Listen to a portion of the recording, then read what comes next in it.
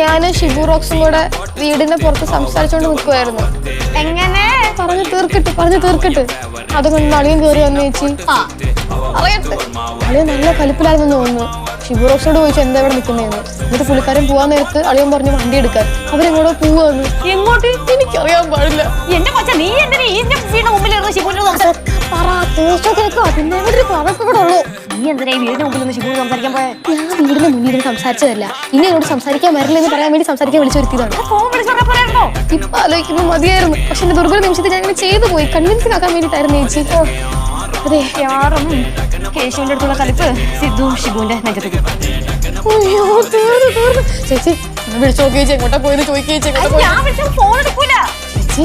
ഷിബു റോക്സിന്റെ ജീവൻ ചേച്ചിയുടെ ഈ കയ്യിലാണ് ഇരിക്കണത്. കളിക്കല്ലേ വിളി. ഓരോന്നൊക്കെ പറഞ്ഞ് എന്നെ കൂടെ ടെൻഷൻ ആക്കും. ഓരോന്നൊക്കെ ഒപ്പിച്ചു വെച്ചിട്ട്